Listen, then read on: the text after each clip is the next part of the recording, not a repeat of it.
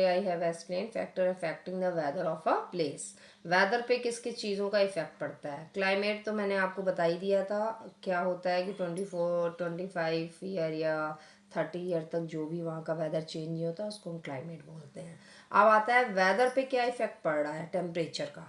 अब आपने देखा होगा जनरली आप न्यूज़ वगैरह सुनते हैं तो उसमें बताते हैं मैक्सिमम टेम्परेचर इतना होगा, मिनिमम टेम्परेचर इतना होगा।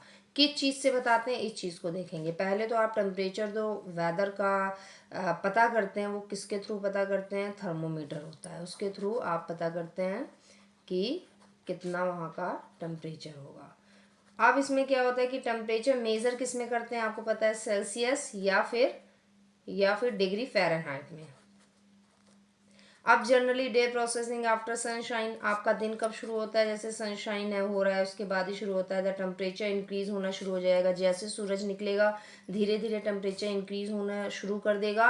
और दिन के टाइम आफ्टरनून के टाइम सबसे ज़्यादा टेम्परेचर होता है, हम बोलते हैं मैक्सिमम टेम्परेचर होता है हमारे वेदर का। और as the sun decreases in the sky and the surrounding slow being to the cool and temperature reduce.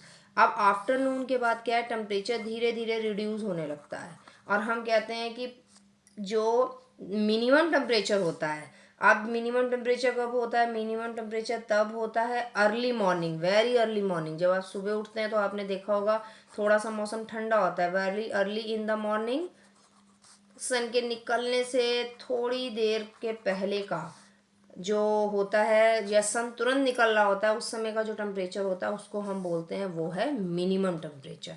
तो इन्हीं दोनों को हमारे जो साइंटिस्ट होते हैं मेज़र करते हैं और उसके अकॉर्डिंग बताते हैं कि क्या होगा, आज का मैक्सिमम टेम्परेचर इतना है और मिनिमम टेम्परेचर इतना है। मैक्सिमम इन्होंने आफ्टरनून के टाइम निकाल लिया, दोपहर के टाइम निकाल लिया, और मिनिमम इन्होंने नेक्स्ट सुबह जैसे ही सन निकलने वाला होता है उस टाइम निकाल लिया। तो ये हो जाता है हमारा मैक्सिमम और मिनिमम टेम्परेचर।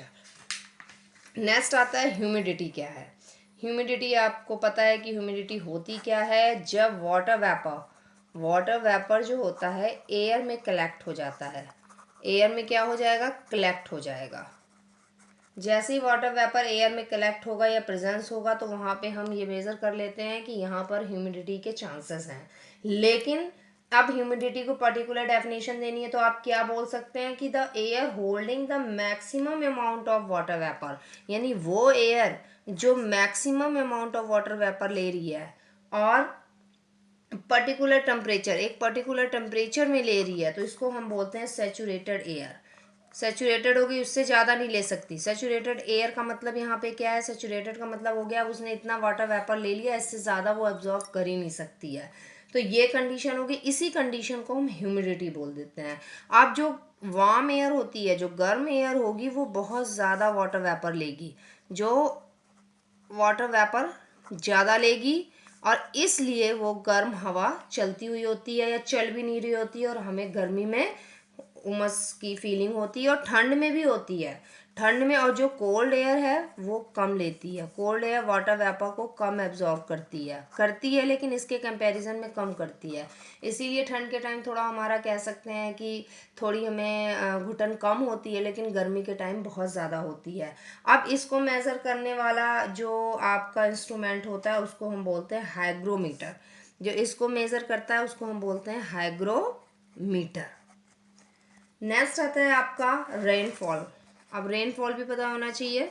अब रेनफॉल रेनफॉल क्या है, the sun heat evaporate the water is water body to form the water vapour. आपको पता है कि सन जैसे ही पड़ेगा यहाँ पे आपके वाटर पे और जो सन की लाइट्स पड़ेंगी तो ये वाटर वेपर में चेंज होने लगता है। And water vapour rises into the temperature cool and condense to form a tiny water droplet in cloud. और यही क्या होती है, छोटी छोटी ड्रॉपलेट जो होती हैं हमारी क्लाउड में कलेक्ट होने लगती हैं ऊपर की तरफ और क्लाउड फॉर्म हो जाता है। तो कह रहे थे amount of the rain fall a place receive is usually express in the millimetre. इसको हम किस में बताते हैं, मिलीमीटर में इसको हम मेज़र करते हैं और इसको मेज़र करने वाला जो इंस्ट्रूमेंट होता है उसको हम बोलते हैं रेन गॉज।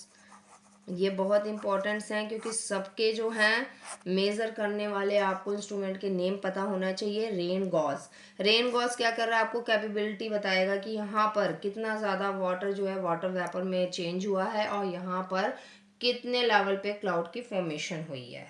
तो अब इसी से आपकी प्रिसिपिटेशन का प्रोसेस कंप्लीट होता है, ये आप 6 में पढ़ चुके हैं, और इसी से हमें पता चलता है कि यहाँ पे कितनी ज़्यादा बारिश होगी या कितनी कम बारिश होगी। Thank you.